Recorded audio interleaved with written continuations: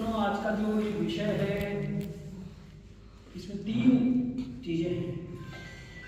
विषय है ज्योतिष शास्त्रस्य वास्तुशास्त्रस्य च महत्व या सांप्रतिकम शोभा ऐसे कह लीजिए। तो इसमें 3 मुख्य विचारणीय शीर्षक में बिंदु हैं। एक तो है ज्योतिष शास्त्र, एक है वास्तुशास्त्र और तीसरा महत्व। अब ये जो महत्व है ये सामाजिक हो, सांस्कृतिक हो, राजनैतिक हो, आर्थिक हो, वैज्ञानिक हो, हैं? ये सारे के सारे महत्व, इन महत्व पर विचार किया जा सकता है। देखिए, एक बात तो है, वो ये है कि ज्योतिष शास्त्र और वास्तुशास्त्र ये दोनों ही नितांत प्रायोगिक हैं और न केवल प्रयोगापेक्षी हैं बल्कि व्यवहारोपयोगी भी हैं। इसीलिए प्रभु स्वयं कहे हैं गीता में कि अधिष्ठानम तथा कर्ता करणं च पृथक विधम विविधाश्च पृथक चेष्टा दैवम चैवात्र पंचमम। किसी भी कार्य के होने में 5 चीजों को महत्वपूर्ण बताया है। 5 का महत्व है, 5 के बगैर तो काम नहीं होगा, है कोई भी काम। तो उसमें कह दिए हैं कि एक तो अधिष्ठान, मतलब कि आपको कार्य की रूपरेखा सही है, डिजाइन आप सही करें और फिर उसको करने वाला कोई हो। जो करेगा वो किसी साधन से करेगा, साधन तमम करणम, तो इसलिए करणम च पृथक विधम। और उसके लिए चेष्टाएं अलग अलग होंगी, अलग अलग व्यापार होंगे कर्ता के द्वारा किए जाने वाले। इसलिए विविधाश्च पृथक चेष्टा ये कहा। अब जो मान लीजिए सब हो गया और फिर भी काम नहीं हो रहा है, तब क्या? तो इसलिए कहे हैं धीरे से एक छोटा सा पीछे लगा है कि दैवम चैवात्र है। इसी में इसी एकमात्र श्लोक में, अब गीता का तो एक ही श्लोक जगत का सारा सूत्र है, हर श्लोक ही सूत्र है। तो यह श्लोकवा अपने आप में पूरा इस व्याख्यान के का इसमें मूल समाया हुआ है। यही मात्र महत्व है इस ज्योतिष का, कि सब कुछ आपके पास में है। अधिष्ठान यानी रूपरेखा बढ़िया है आपकी, है कर्ता भी सामान्य नहीं है, बड़ा बढ़िया है। अब यही है, अब आज का प्रसंग ले लीजिए। अब जब मैं आया तो 2-4 लोग दिखे थे, पौरवाल थे, 1-2 लोग थे। तो उसके बाद कुछ देर बाद में पत्रिका जी थी, सर थे, प्रयाग सर थे, और फिर उसके बाद सब कुछ था, बत्ती नहीं थी, बत्ती चली गई। उन्होंने कहा कैसे होगा, है? तो लेकिन देखिए अभी बत्ती भी है और सब कुछ है। तो इसीलिए उन सबके सारे प्रश्नों के उत्तर के अंत में उन्होंने एक बात कही, दैवम चैवात्र पंचमम यदिदं दैवम तदेव महत्वाधाय विद्यते तत्सर्वम स्यान्नाम। होवे वो सबका सब, वो सब जरूरी है, उसके बगैर तो नहीं होगा। लेकिन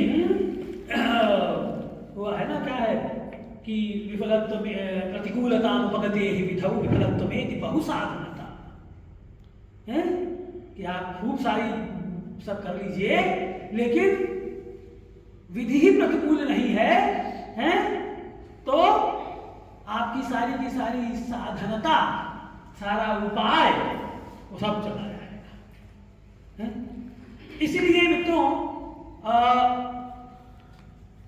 केवल भारतीय समाज में नहीं अपितु संपूर्ण विश्व में यह ज्योतिष, यह वास्तु उतना ही महत्वपूर्ण स्थान रखता है। इसलिए जब 2001 में ज्योतिर्विज्ञान विभाग खोला, वाजपेयी सरकार ने ये योजना बनाई है, एक सरकारों की योजना, खास करके इस सरकार की योजना सब ऐसे ही रहती है तो विभाग तो खोले, पद एक भी नहीं दिए हैं। और अब ये दैवक से ज़्यादा इनसे बढ़िया, ये दैवक से बढ़िया कौन जानेगा ये वही के छात्र रहे। 2001 में मैं वहाँ पढ़ाया, 2002 में संस्थान में आ गया। तब देखिए कितना सब प्रयास हुआ, लेकिन अभी भी वहाँ पद नहीं है। दैवज्ञ तो हैं, लेकिन दैव ही विपरीत है सब कुछ होते हुए भी दैव विपरीत है, इसलिए अभी तक वह विभाग उस तरीके से प्रतिष्ठित नहीं हो सका। तो खैर, हाँ, तब ये दूसरी बात कहना चाह रहा था, ये कहना चाह रहा था उस समय की बात है, उसमें बड़ा सा लेख निकला था, टाइम्स ऑफ इंडिया इत्यादि सब जगह निकला कि क्या मतलब कि उसमें दिखाते हुए कि अभी जादू टोना मंत्र पढ़ाएंगे इत्यादि इत्यादि, सब दुनिया भर का लेख निकला। लेकिन आश्चर्यजनक बात यह है, वो ये नहीं देखते कि यह ज्योतिष शास्त्र सार्वकालिक, सार्वजनीन, सार्वदेशिक है, सभी कालों में रहा है, सभी लोगों के द्वारा इसकी उतनी ही इसका मान सम्मान है, और सभी देशों में, सभी व्यक्ति के द्वारा, प्राय सभी व्यक्ति के द्वारा इसको उतना ही मान सम्मान मिलता है। तब यह है कि भारतीय समाज में इसका महत्व थोड़ा बढ़ा हुआ है, और ये जो महत्व है ये इतर शास्त्र की अपेक्षा थोड़ा अधिक है, या मुझे लगता है, मैं ज्योतिषी हूँ इसलिए हो सकता है ऐसी बात हो, है? तो स्वधर्मे धर्म से अपनी अपनी बात, अपने अपने धर्म का तो पालन करना ही चाहिए भाई, है? तब क्यों है ऐसा, इसको भी मैं आगे कहूँगा। अब देखिए, वो जो है ना, शब्दशास्त्र मुखम ज्योतिषम चक्षुषी है, वो श्लोकवा में भूल रहा, मुझे याद दिला देना बीच से, इसलिए आपको बोल दिया। तो अब क्या है कि सकल पुरुषार्थ साधकत्व तो कैसे है, तो यो इदम शून्यात् भक्त्या पठेत वासु समाहिता गृहलोकम आपनोति सर्वनिर्मुक्त किल्बिषा, ऐसा साकल्य है। यो इदम शून्यात् भक्त्या पठेत वासु समाहिता गृहलोकम आपनोति सर्वनिर्मुक्त किल्बिषा, कि जो इसको पढ़ेगा अथवा सुनेगा वो ग्रहलोक चला है, सर्वनिर्मुक्त किल्बिषा, सभी पापों से को छोड़ता हुआ सीधे ग्रहलोक को पहुंचेगा। और वर्तमान पुनर्जन्म नाम वो तो है ही सूर्य है, न पुनर्जन्म विद्यते येषां ते अपुनर्जन्मानः, हैं मुक्ताः मुमुक्षवः, उन सबके लिए सूर्य ही वह देवयान है जिससे होते हुए वह परम पद को प्राप्त करता है। तो सूर्य की उपासना का एक साक्षात तरीका क्या है जी? ज्योतिष शास्त्र का अध्ययन। ग्रह की उपासना, अरे भाई शिव की उपासना कैसे कीजिएगा? शिव की उपासना करने के लिए विष्णु सहस्रनाम से तो काम नहीं चलेगा, है? उसके लिए तो रुद्राभिषेक पढ़ना पड़ेगा, है? रुद्री को पढ़ेंगे, रुद्री को जपेंगे, रुद्री का अनुष्ठान करेंगे, शिव को जानेंगे, शिव को जानेंगे तो फिर शिव को प्राप्त करेंगे, है? शिव को जानने से ही शिव को प्राप्त करेगा, वैसे कैसे करेगा? तो ग्रह को भी जानेगा तो ग्रह को प्राप्त करेगा, है? तो इसलिए अब यह जो बात है कि सकल पुरुषार्थ साधकत्व, इसमें एक दो बात और आगे आएगी, है? वैसे कहीं ही देते हैं। अब देखिए, धर्म अर्थ काम मोक्ष ये है, चार चीजें। तो धर्म तो है ही, मैंने कि यतो हृदय निश्चय सिद्धि धर्म है, वही धर्म है जिससे आपको इहलोक और परलोक की में अभ्युन्नति, वही धर्म है। तो अब देखिए,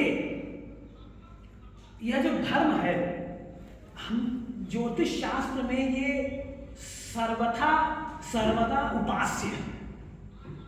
जब आप ज्योतिष शास्त्र का अध्ययन करते हैं तो वहां आदि भौतिक, आदि दैविक, आध्यात्मिक तीनों ही प्रकार या तीनों ही स्तरों पर आप धर्म का ही सेवन कर रहे होते हैं, है ना? और क्या कर रहे होते हैं? वही करते हैं।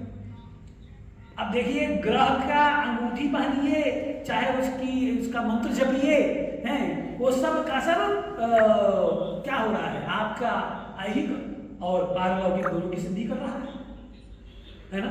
यही तो कहे, यही धर्म है ना, और क्या धर्म है? अच्छा, फिर अर्थ, तो ज्योतिष से बढ़कर अर्थ कौन देने वाला है भाई? हैं, अर्थात कल्याण योजना क्या कहता है? अर्थार्जने सहाय है, अर्थार्जने सहाय है। लेकिन अब देखिए ना, यही तो बात हो जाती है कि वो सूर्य सिद्धांत की टीका में रंगनाथ कहते हैं, उसमें सुधावर्षिणी में सब लोग तो अधिकारी का लक्षण करते हैं, रंगनाथ अनधिकारी का लक्षण करते हैं और कहते हैं मूर्खाय अर्थलुब्धाय साहंकाराय पापिने एवं विधाय पुत्राय अप्यदेयं सहजाय च अदत्तेन वेद मार्ग से समुच्छेदः कुतो भवेत्। कि अगर ज्योतिष शास्त्र का अध्ययन वो अर्थ के लिए कर रहा है तो ऐसा आपका लड़का भी हो, आपका भाई भी हो, तो उसको देना नहीं है, वो अनधिकारी है, ऐसा रंगनाथ का तो लेकिन ठीक है, आप वो कह रहे हैं, ठीक है, अच्छी बात है। तब भी आखिरकार ज्योतिष को जब जानेगा तो अर्थार्जन में सहायक तो है, अर्थार्जने सहाय जातकम अपहाय नास्त्यपरः, ऐसा कहते हैं कल्याण कि जातक को छोड़कर, जातकम अपहाय, जातकम हित्वा, जातकम प्रोज्य, और कुछ भी नहीं है जो अर्थ के अर्जन में उस प्रकार से सहायक हो। हैं, भागवतकार विष्णु जी बैठे हुए हैं, तो अब ये जानते हैं। तो तब क्या है कि धर्म हो गया, अर्थ हो गया, काम को लीजिए, तो सारी कामनाओं की सिद्धि भी ज्योतिष से ही होती है। जो आप कामना करेंगे उस काम के लिए, कामनाओं के लिए दो कौन है, कारक कौन है? ग्रह है, तो बुध है और चंद्रमा है, बुध के पिताजी, यही दो लोग हैं जो कामनाओं को सब देखते हैं, सारा उनका ये डिपार्टमेंट उन्हीं के पास है। आदमी कामना करता है, अनेकानेक कामनाएं होती है, उसकी वासना होती है, और उन सभी कामनाओं को, वासनाओं को पूर्ति करने का काम चंद्रमा जी का है। ठीक है, इसीलिए आपको देखिए वो चतुर्थ भाव क्या है? चतुर्थ भाव हृदय भी है, मन भी है, कामना भी है, सुख भी है, इसीलिए उसका सुख नाम है, नाम ही उसका सुख है। और माता भी है और जल भी है, ठीक, ये सब का सब है। तो कामनाओं की पूर्ति के लिए भी ज्योतिष शास्त्र का अध्ययन आवश्यक है। और मैंने मोक्ष के लिए बता ही दिया, ग्रहलोकम अवाप्नोति सर्वं मुक्त किल्बिषा, है, सीधे ग्रहलोक को चला जाएगा। तो इस प्रकार से ये जो ज्योतिष शास्त्र है ये अत्यंत ही महत्वपूर्ण हो गया। अब इसमें दो चार बातें और आते हैं। देखिए, दो चीजों के बगैर दुनिया चलती नहीं है मित्रों। कहा है, भागवत कह रहा है, यश संसार तरु पुराण कर्मात्मकः पुष्प फले प्रसूते द्वेयस्य बीजं शतमूलस्त्रिनाल पंचस्कंध पंचरस प्रसूति। है कि मित्रों, ये जो संसार है ये क्या है? तो संसार जो है, यश संसार तरु पुराण कर्मात्मक, वह कर्मात्मक है। ये जो संसार रूपी यह जो संसार है, यह क्या है? संसार रूपी वृक्ष, ये कर्मात्मक है। अद्वैयस्य बीजे, दो इसके बीज हैं, तो शुभ पाप और पुण्य, यही दो इसके बीज हैं। क्योंकि एक बार जब आप निर्धूत पापमा हो जाएंगे, चाहे अवधूत हो जाएंगे, जिसने धूता दग्धा सर्वविध दग्धानी सर्वविध बंधनानि येन सएव अवधूत, वही अवधूत है। तो जब तक वो नहीं हो जाते, इसीलिए भगवान क्या कहते हैं, याद कीजिए, आब्रह्म भुवनानि लोका पुनरावर्तिनो अर्जुन माम उपेत्य तु कौन्तेय पुनर्जन्म न विद्यते। कि देखो, अच्छा एक और प्रसंग हम कुछ याद दिलाने के लिए आपसे कहते, क्या कहते हैं, सब शास्त्र मुखम जो थे। हाँ वो याद। एक और बात कहे हैं जो इसी से संबंधित होती है, लिख के लाया हूँ, मैं लिखा था संस्कृत में, लेकिन देखता हूँ कि इसका कोई बहुत प्रयोजन भी नहीं है, और ज्योतिष जैसे शास्त्र को इस तरीके से कहना भी मजेदार नहीं होता है, आदमी सोचता है क्या कर रहा है? तो इसलिए देखिए, ये जो कहा गया है कि कर्मण्येवाधिकारस्ते मा फलेषु कदाचन, यहाँ पे भी ज्योतिष आ गई है। नीचे साहब, इतना ये टकसाली श्लोक है और इसमें भी ज्योतिष है, घुसी है और कुछ है ही नहीं है? कि कर्मण्येवाधिकारस्ते मा फलेषु कदाचन है, क्या मतलब है इसका? कर्मण एव ते अधिकारः। अब इसका चलताऊ अर्थ जो लोग करते हैं, अब तो धीरे धीरे लोग थोड़ा समझदार हो रहे हैं। अब आप लोग तो खैर, आप लोग तो नहीं करा, आप सब विद्वान हैं, ऐसे ही कह रहा हूँ कहने के लिए कि प्रायः लोग इसका क्या कहते हैं कि भाई कर्म कर फल की इच्छा मत रख, है? लेकिन देखिए ये बात ठीक नहीं है। क्यों? ये तो भगवान भी कहते हैं कि ये ऐसा कैसे तुम अर्थ कर दिए हो, जब मैं स्वयं इसको कह रहा हूँ कि हत्वा वा प्राप्त से स्वर्गम जित्वा वा भोक्ष्य से महीम, मैं खुद ही इसको फल दिखा रहा हूँ, है? कि भाई जीत जाएगा तो धरती भोगेगा और नहीं तो स्वर्ग भोगेगा, तो फल तो मैं स्वयं इसको बता रहा हूँ। तो ये ऐसा अर्थ कैसे कर दिए कि कर्म करो, करो, फल की इच्छा मत रखो, हैं? अरे प्रयोजन उद्देश्य मंदो भी न प्रवर्तते, हैं?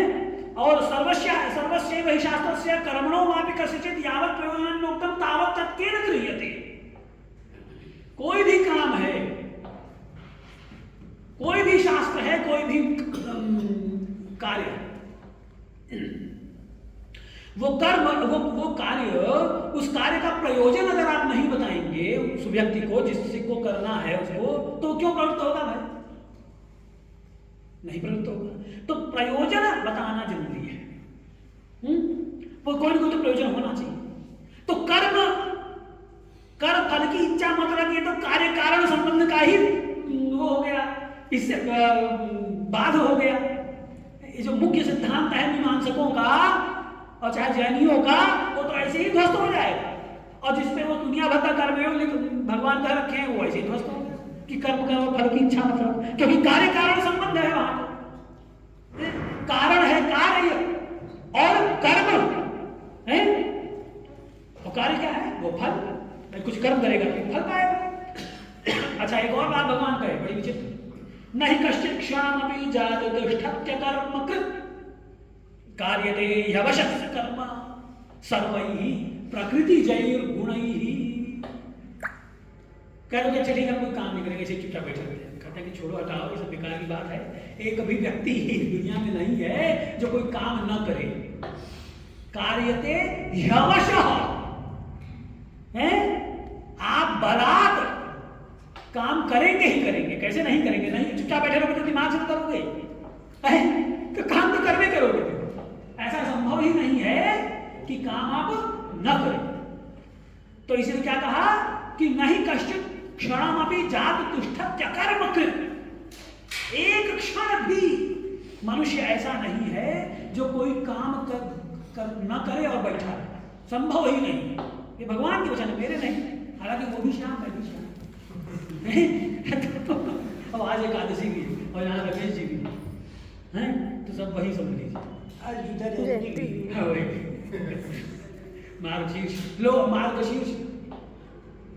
मार्गशीर्ष जो है, अग्रहायण जो है, इसको भगवान कहे हैं कि मासानां मार्गशीर्षो हैं, उसको कहते हैं। अच्छा, इसमें एक बात और हो जाए, ये भी तो फिर इस बात को फिर आगे ये वाला हो जाए, मार्गशीर्ष वाला। अग्रहायण इसका नाम है। हायन किसे बोलते हैं? हायन बोलते हैं मित्रों वर्ष। न हायनैः न पलितैः हैं ऋषयश्चक्रिरे धर्म योनुचानः सर्वो महान्।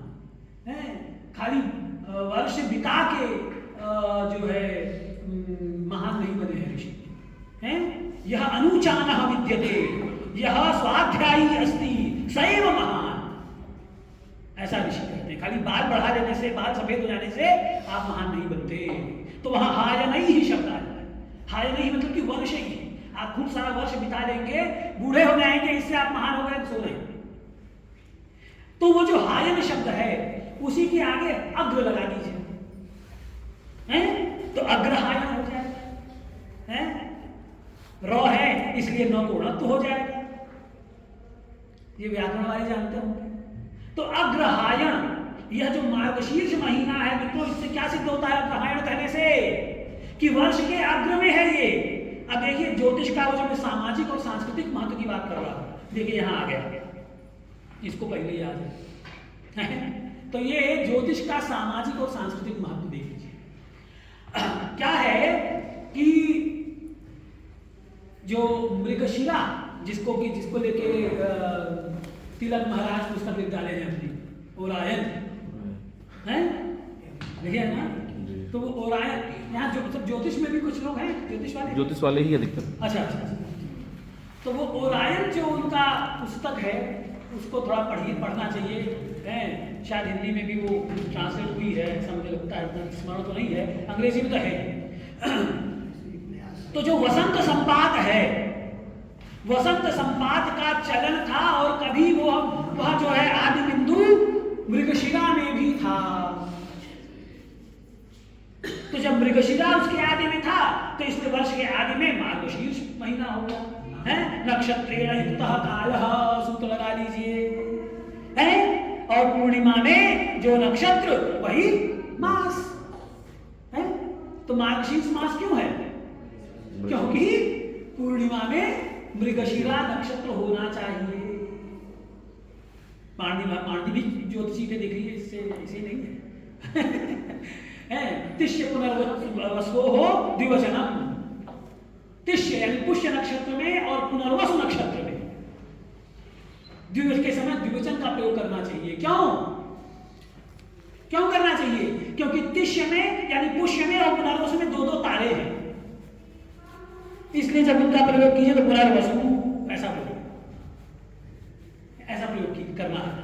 तो अब देखिए आपका दो, अब इससे जो मैं बोला इससे दो चीजें निकल के आई। थोड़ा गड्ढ शैली में है मित्रों व्याख्यान, ऐसे ही हो जाएगा, थोड़ा सा उसको आपको मैं प्रयास करता हूँ बांधने का। देखिए दो बातें मैंने यहाँ पे आपके सामने रखी। पहले हमने कहा अग्रहायण, और दूसरा हमने आपसे कहा ये नक्षत्रों की बात की। ये दोनों बातें क्या सिद्ध करती हैं?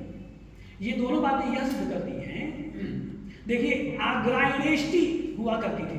जब भी वर्ष में 3 बार नया अन्न उत्पन्न होता है, जिसका हवन किया जाता है, जिसका ये स्वरूप आजकल आ रहा है, कौन सा? ये लोहड़ी इत्यादि, ये जो स्वरूप आता है ये वस्तुतः ही पुराना स्वरूप है हमारा, जो कि कृत्तिका स्वग्निमादधीत ब्राह्मण ग्रंथ में, शतपथ ब्राह्मण में क्या कहता है? अग्न्याधान करो। अग्न्याधान कब करो? अब देखिए सामाजिक भी जुड़ जाएगा है।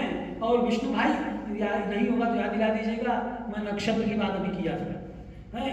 देखिए जहां वो कहते हैं कि कृत्तिका स्वग्निमादधीता, इससे सामाजिक देखिए और सांस्कृतिक कैसे जुड़ता है, यानी ज्योतिष कितना महत्वपूर्ण भूमिका निभा रहा है आपके समाज के ताने बाने के अध्ययन में और संस्कृति के अध्ययन में। क्या हमारी संस्कृति रही है, क्या हमारा समाज है? तो देखिए वो जो कृत्तिका स्वग्निमादधीता कहते हैं, वहां जो है ये एक चीज और आप लोग सुने होंगे, वो है उपाकर्म है। श्रावणी के दिन होता है, श्रावणी उपाकर्म हम लोग करते हैं। तो या तो पंचमी के दिन हस्त नक्षत्र जब होता है तब करते हैं, और नहीं तो श्रावणी के दिन आप करते हैं। वो जो उपाकर्म करते हैं, उस उपाकर्म में है जिस दिन से वेदाध्ययन आरंभ होता है, तो पहले क्या होता था गुरुकुलों में। अब देखिए किस तरीके से समाज जुड़ रहा है ज्योतिष से, इसको देखिए। गुरुकुलों में वेदाध्ययन आरंभ होता था, ठीक। तो वेदाध्ययन आरंभ करते थे, तो उस समय वो क्या करते थे, वहां लिखा हुआ है उसमें ये जो है गृहसूत्र, पारस्पर गृहसूत्र कहता है कि निरग्नेह नाधिकारः, उसमें उपाकर्म वह ब्राह्मण नहीं करा सकता है जिसने अग्न्याधान न किया हो, और अग्न्याधान वही करेगा जो गृहस्थ होगा। इसलिए अगर आपका आचार्य गृहस्थ नहीं है, ब्रह्मचारी है, तो वह उस आचार्य के पास जाए जो गृहस्थ है। क्योंकि जब अग्न्याधान करते थे, अग्न्याधान कब करते थे? जब कृतिका में अग्नि वसंत संवाद होता था तब। इसीलिए कहा कृतिकासु अग्निमादधीत, कि कृतिका नक्षत्र में अग्न्याधान करना है, हैं? जिस दिन आपका दिन और रात बराबर हो रहा है, सीधे भाषा में कहूं तो ये को अलग है। जिस दिन आप शंकु गाड़ के और क्या करते हैं, आप पलभा साधन करके अपने यहाँ के अक्षांश इत्यादि का ज्ञान करते हैं, है ना? सूर्य की क्रांति ज्ञान करते हैं नकांश इत्यादि के द्वारा। तो अब देखिए, ये जो अग्न्याधान है ये विषुवत वाले दिन हो रहा है। विषुवत संपाद यानी जिस दिन दिन और रात बराबर हो रहे हैं उस दिन हो रहा है। अब देखिए, तो इसके लिए आपको ज्योतिष का ज्ञान जरूरी है। दिन और रात किस दिन बराबर हो रहे हैं, किस दिन सूर्य कृतिका में आ रहा है, ये आपको ज्ञान होना चाहिए। और वो किस तरीके से देखिए किस प्रकार से वह परंपरा जीवित रहे, इसलिए कृतिका में जब सूर्य आएगा उस दिन अग्न्याधान करेंगे, हैं? ठीक। और वो जो अग्न्याधान होगा, वो जो करता है, वो जो उस समय अग्नि को आहित करता है, उसी अग्नि को फिर वो महानस में ले जाता है जो आचार्य, और वही आचार्य उपाकर्म के समय मुख्य आचार्य की भूमिका निभाता है। और अगर वो अग्न्याधान उसने नहीं किया हुआ है तो, और वो क्यों नहीं कर सकता? क्योंकि गृहस्थ नहीं है। अगर ऐसा कुछ आचार्य है तो फिर वह इसका अधिकारी नहीं, उपाकर्म कराने का अधिकारी नहीं है। तो इस प्रकार से एक तो ये बात हो गई। तो इसके लिए हमको कृतिका नक्षत्र को जानना जरूरी होगा, है ना? मैंने आपको मृगशिरा की बात की, अब ये सारे नक्षत्र हैं। अब ये देखिए, जब भगवान स्वयं कह दिए कि मासा नाम मार्गशीर्षोऽहम्, तो जब से भगवान कह दिए कि मासों में मैं मार्गशीर्ष हूं, यानी कि मैं पहले हूं भाई, इसीलिए वो अग्रहायण है, वर्ष में पहले आता है। अरे ये छोड़िए, वर्ष शब्द को लीजिए ना, वर्ष शब्द कहां से आया? यह वर्ष शब्द भी तो आपका वर्षा से हो रहा है। जब वर्षा आरंभ होता है, वर्षा आरंभ होती है।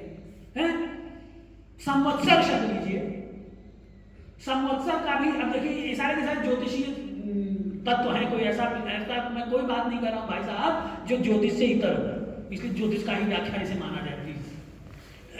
संवत्सर शब्द को ले लीजिए। संवत्सर शब्द में भी अब देखिए दो बातें, सम्यक वसंति ऋतवः यस्मिन् सह संवत्सरः,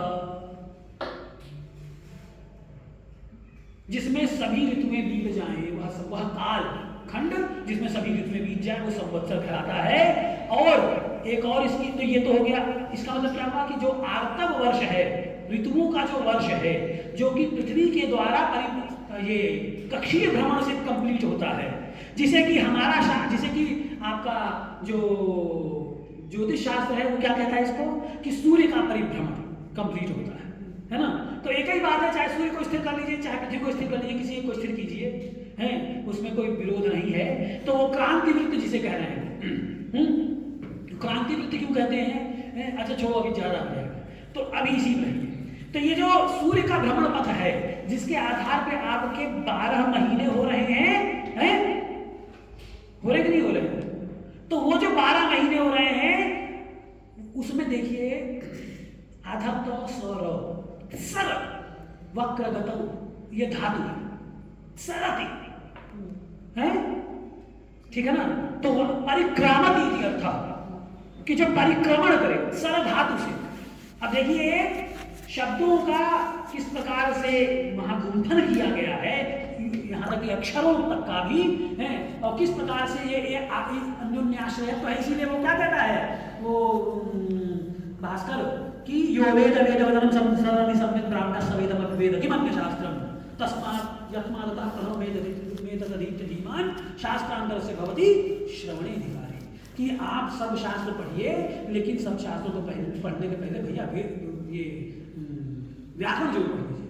व्याकरण नहीं पढ़ेंगे तो समझ में नहीं आएगा। ज्योतिषी यही काम करता नहीं है, लेकिन भास्कराचार्य का रखें इस बात, द्विविधगणितमुक्तं व्यक्तमव्यक्तयुक्तं तदवगमननिष्ठः शब्दशास्त्रे पटिष्ठः। पटु को भी नहीं कहा है, तमाम सीधे कर दिया। पटिष्ठः है, सामान्य चतुर न हो, असली चतुर हो, पटु है, वह है पटिष्ठ। तो इस प्रकार का शब्दशास्त्र यह पटिष्ठः स एव अत्रापि अधिकारी नान्यथा सोन्यथा नामधारी, अन्यथा वो नामधारी है। क्यों?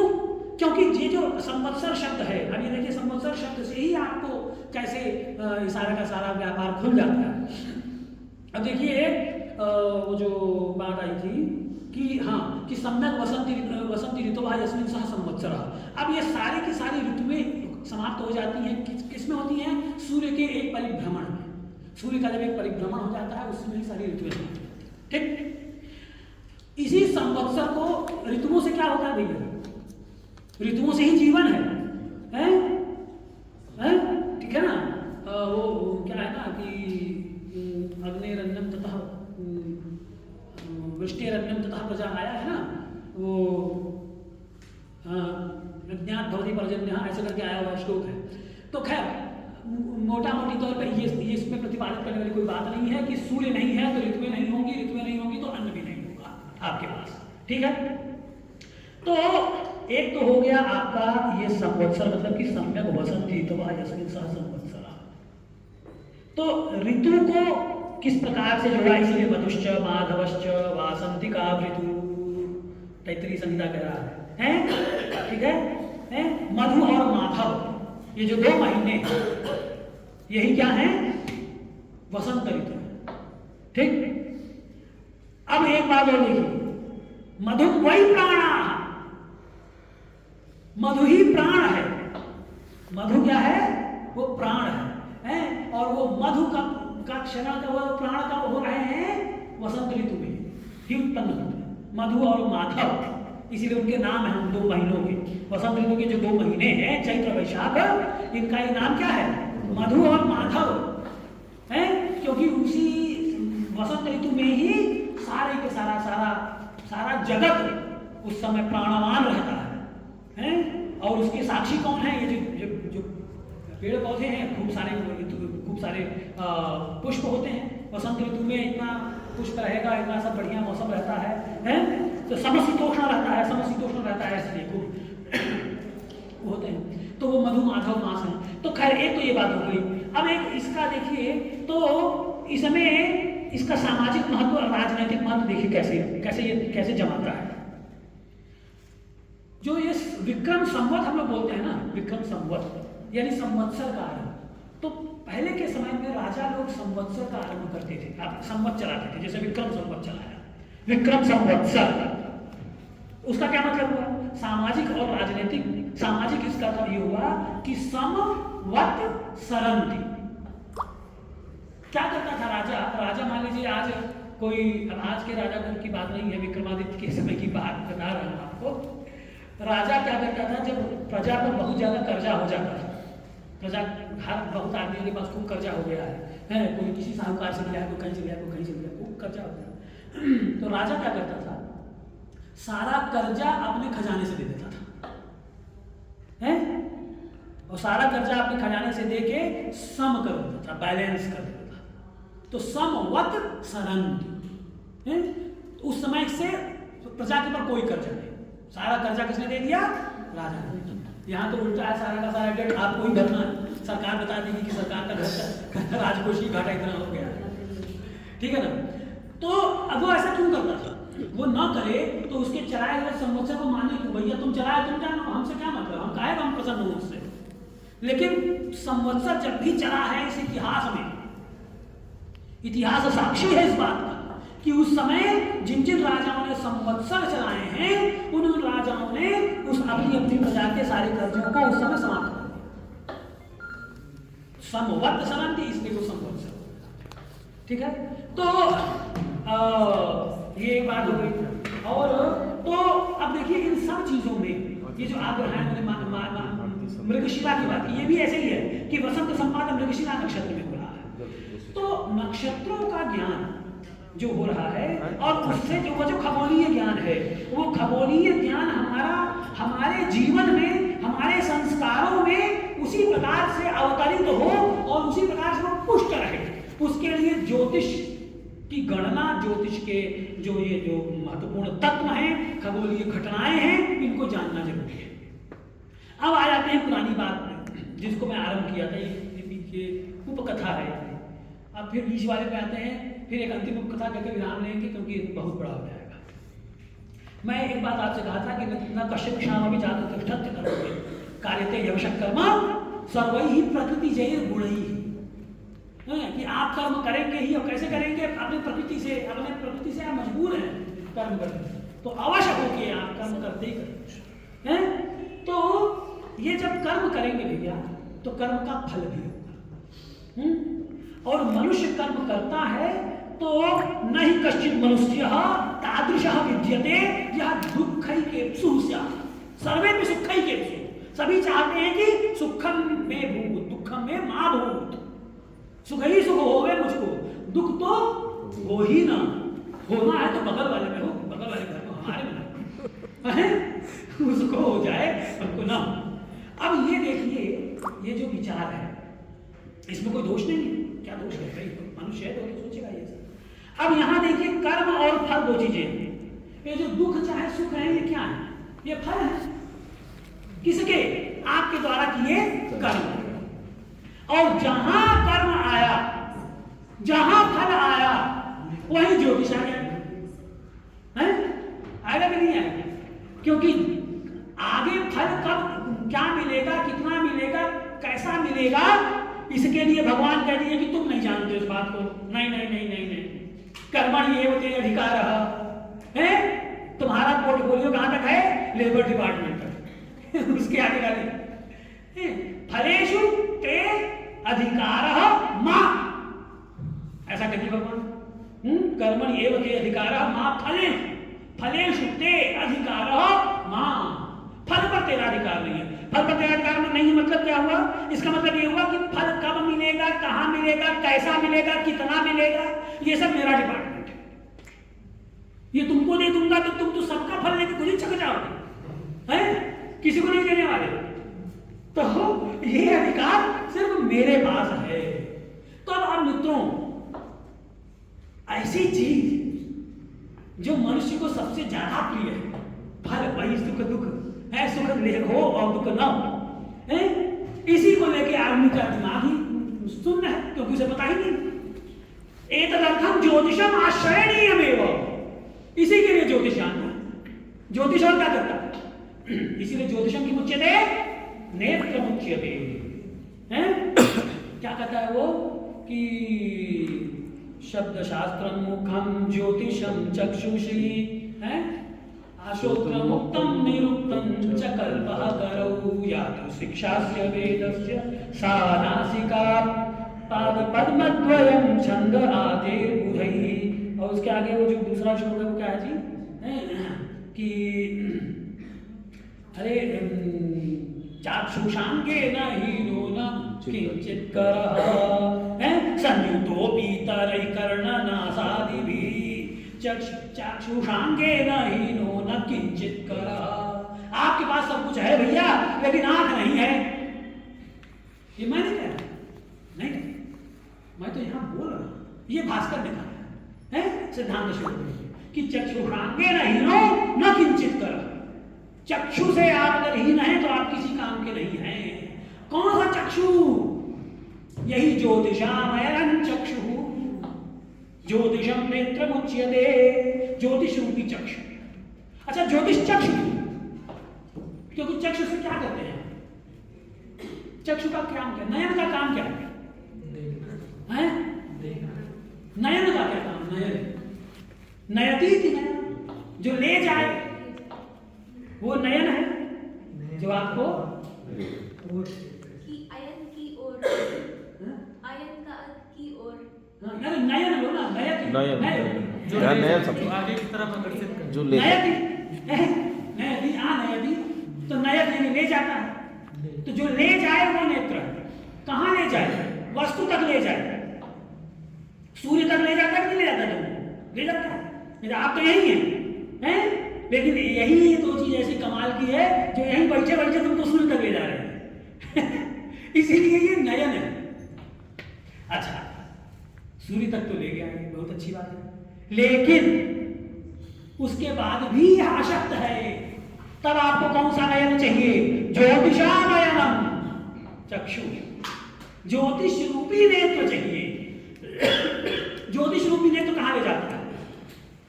तो यह जो चर्म चक्षु है ये आपको भौतिक पदार्थों तक ले जाएगा, इसके आगे नहीं। लेकिन ज्योतिष रूपी जो प्रज्ञा चक्षु है वो कहां ले जाएगा? आपको काल से अतिक्रांत कराएगा, भूत में ले जाएगा, भविष्य में ले जाएगा, हैं? ले जाएगा। इसीलिए इसका इतना, इसीलिए यह नयन है, इसीलिए यह नेत्र, क्योंकि यही ऐसा है जो देखता है, जो साक्षी भूत कराता है मनुष्य को भूत का और वर्तमान का, भविष्य का। ठीक है, इसलिए ज्योतिष शास्त्र जरूरी है। तो इसलिए जरूरी है क्योंकि आप कर्म करेंगे ही, कर्म करेंगे तो कर्म की फल चाहना होगी, कर्म की फल चाहना होगा तो ज्योतिष चाहिए, फलित शास्त्र चाहिए। वो फल क्या, कब मिलेगा, कितना मिलेगा, कहाँ मिलेगा, कैसा मिलेगा, इसके लिए आपको क्या करना होगा? वो जातक देखिए, नवाश देखिए, दशांतर दशा देखिए, गोचर देखिए, ये सब देखिए, ताजिक का वर्ष कुंडली देखिए, ये सब देखिए, तब आप जान पाएंगे, हैं? तो ये तो एक बात, इतना ही नहीं, तो ये तो एक कर्म पक्ष है संसार का, जो जिसके बगैर, जिस पर टिका हुआ है संसार, हैं? ये एष संसार तरु पुराण कर्मात्मकः, हैं? शिव संहिता में भगवान क्या बोलते हैं? पुण्य कर्माणि वै स्वर्गः नरकं पाप कर्माणि कर्म बंधमयी सृष्टि भवति नान्यथा ध्रुवम्। कर्म बंधमयी सृष्टि है, तो इस कर्म को आप करेंगे ही, कर्म करेंगे तो फलेच्छा होगी, फलेच्छा होगी तो फिर ज्योतिषम आश्रय। इसलिए ज्योतिष का महत्व पहले भी था, आज भी है और हमेशा रहेगा। ठीक? और काल एक और आ जाता है। ये दो चीजें हैं जो चलती हैं जो संसार में, एक काल है। अब जैसे ही आपको ये पता चलेगा कि फल मिलेगा, तब आपका जैसे ही फलपरक बुद्धि होगी, हैं? ऐसे ही फिर आप सोचने लगेंगे यार फल तो मिलेगा, क्या करें कि ये और बढ़िया मिल जाए, कुछ ऐसा किया जाए। अच्छा, कब करें कि और बढ़िया, हैं? कब घर से निकले कि हम जाएं और सट से हमारा काम हो जाए, हैं? ये सोचेगा आदमी, कर्म करेगा, जान रहा है कि जाऊंगा तो ये काम हो जाएगा, हैं? लेकिन फिर भी देख चौघड़िया देखेगा, ये देखेगा, वो देखेगा, नहीं कुछ आता है तो वो पेपरें उठा के देखेगा कि आज क्या है, देख ले, हैं? तो हर दिन में जो ये 72 ज्योतिषी पैदा हो रहे हैं इसीलिए ना, क्योंकि आदमी जानना चाह रहा है कि आज क्या, आज कैसा, कब करें कि ऐसा हो जाए। अच्छा, ये कब करें ये आज से है ऐसा नहीं है। वेदास्तावत यज्ञ कर्म प्रवृत्ताः यज्ञाः प्रोक्तास्ते तु कालाश्रयेण। ये ऐसा नहीं है कि आज ही के लोगों की ये प्रवृत्ति है। अरे यज्ञ भी आप करते हैं तो वो कालाश्रित है, बगैर काल जाने यज्ञ भी नहीं हो सकता, है? ठीक है ना? तस्मादं काल विधान शास्त्रम जो ज्योतिषम वेत्ति सवे, यो ज्योतिषम वेद सवेद यज्ञान। जो ज्योतिष को जानेगा वही वेद को जान पाएगा। दर्श कौन मास करना है आपको, दर्श का पता ही नहीं है तो कैसे करेंगे भाई? तो हर ये जो प्रातः सवन माध्यम समय पता नहीं वैदिक आप में कितने बैठे हुए हैं, अगर आप जानेंगे ही नहीं तो कैसे करेंगे उस समय? अरे ये तो छोड़िए, खत्म, ज्यादा समय हो गया। ज़्यादा नहीं होगा, ठीक है। अच्छा, थोड़ा विलम्ब से शुरू करना। हाँ, तो 5 मिनट और कहेंगे, उसी में थोड़ा वास्तु भी कर देंगे, वास्तु से अलग नहीं है मित्रों, इसलिए वो भी करके फिर खत्म करेंगे। तो क्या कह रहा था मैं? सर ने देखा तो बस कि लगता ज़्यादा टाइम हो गया। जो ज्योतिषम वेद सवेद। हाँ। अब देखिए, जब आप वेदांग ज्योतिष पढ़ेंगे, वेदांग ज्योतिष पढ़ाते हो, ये मुहूर्त जो आप लोग सोचते हैं आजकल जो चल रहा है, ये मुहूर्त माने क्या है? ये आज का है क्या? ये ना, ये जो मुहूर्त चिंतामणि लिख दी है राम दैवज्ञाचार्य, तभी से मुहूर्त चल रहा है? नहीं, मुहूर्त का असली स्वरूप तो आपको संहिता, तैत्तिरीय संहिता में मिलेगा, और नहीं तो उसका जो सारभूत है आपको अथर्व ज्योतिष में मिलेगा। अथर्व ज्योतिष देखिए, अथर्व ज्योतिष में बड़े विस्तार से वर्णन है, और वहां मैत्र, सारभट, विजय इत्यादि मुहूर्त आए हैं, अभिजित मुहूर्त आया हुआ है। जिसे आप ये घट स्थापन करते हैं, तो ये घट स्थापन करते हैं मुहूर्त में करते हैं ना, अभिजित मुहूर्त में करते हैं ना, हैं? जब चंडी की आराधना करते हैं तो वो अभिजित मुहूर्त कौन सा है? ये उत्तराषाढ़ा और श्रवण के बीच वाला अभिजित नहीं है। वो कैसे होगा? मुझे थोड़ी कि उसमें चंद्रमा वहां होगा। तो वो अभिजित मुहूर्त है मध्याह्न का। कैसे? कहां से इसका प्रमाण क्या है? तो आपको संहिता में जाना पड़ेगा, क्योंकि संहिता का जो सार रूप आपके अथर्व ज्योतिष है उसमें देखिए, काल में बता रहा था आपको, वहां क्या किया हुआ है कि शंकु की छाया कितनी हुई हो गई है, जितनी छाया है उसके हिसाब से मुहूर्त की संज्ञा है। इतनी छाया तो यह मुहूर्त चल रहा है, इससे छाया कम हुई तो यह वाला मुहूर्त चल रहा है, इससे कम छाया हुई तो यह मुहूर्त चल रहा है, इससे कम छाया हुई तो यह मुहूर्त चल रहा है। तो शंख को गाड़ के काल का ध्यान करना, मुहूर्त का ध्यान करना, इसीलिए वहां कहा है अन्नः पंचदशो भागः मुहूर्त पदिश्यते, और रात्रि का भी तथैव, दिन का 15वां भाग दिनमान का और रात्रिमान का 15वां भाग, ये मुहूर्त कहलाता है। जिसे घटिका द्वय बोलते हैं, 48 मिनट, ये एक मुहूर्त होता है।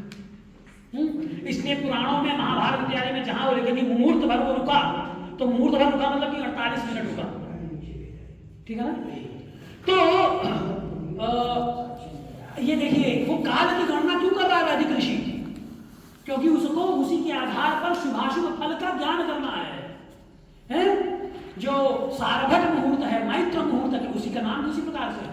रौद्र संज्ञक मुहूर्त है, तो रौद्र संज्ञक मुहूर्त किस लिए है? जो घोरकम रुद्र दुखम द्रावयति नाशयति रुद्र, जो दुख का को नाश करे, तो आपको घोर कर्म करना है? इसीलिए तो क्या बोलते हैं, सबसे पहले आरंभ किससे करते हैं?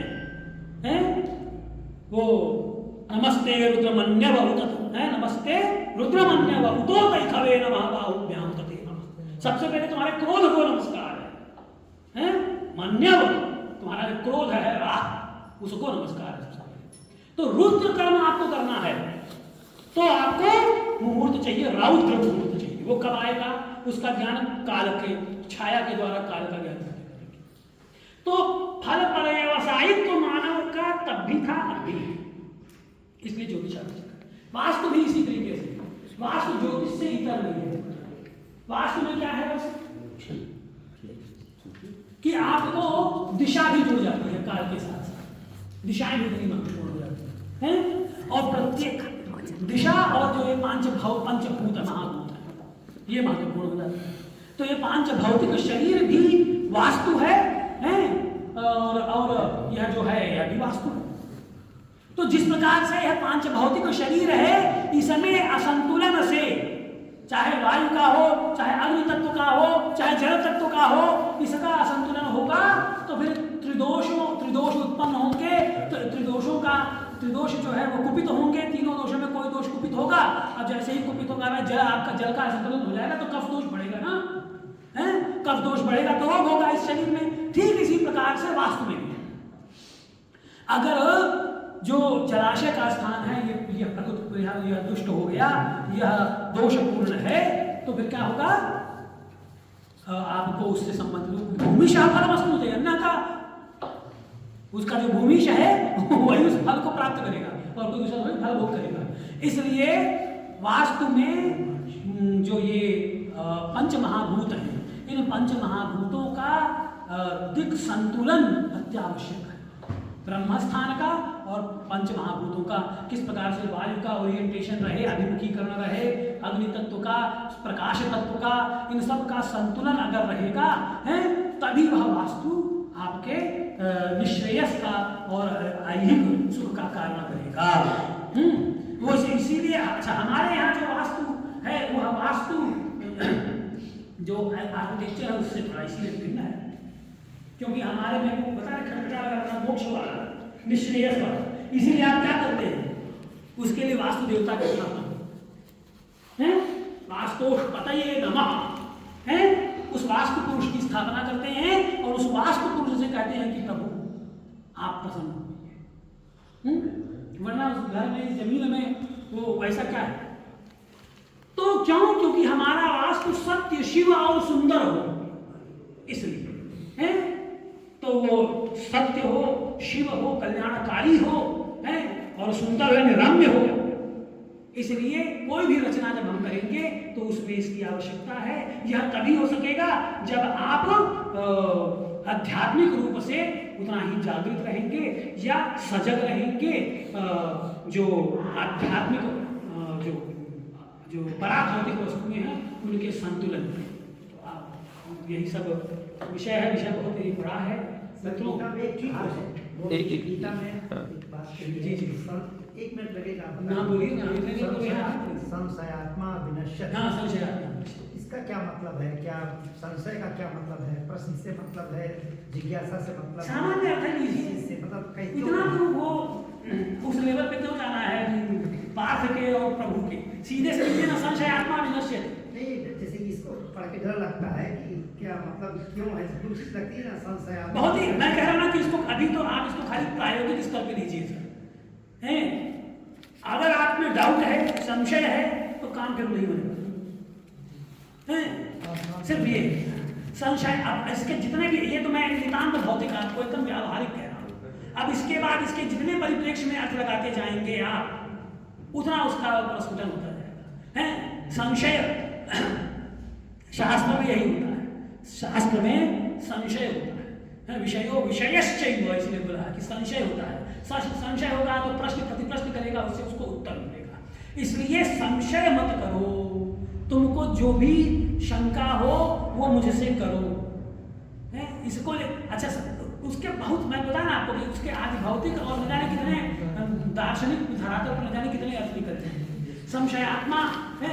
अब आत्मा का संशय युक्त होना ये अपने आप में विचित्र बात है, क्योंकि संशय तो ये बुद्धि का कार्य है। संकल्प विकल्प आत्मा तो मनीषा होती है, आत्मा क्या होगा? तो इसलिए बहुत सारा दर्शन का परिप्रेक्ष्य हो जाएगा। विषय ठीक है सर, बहुत है।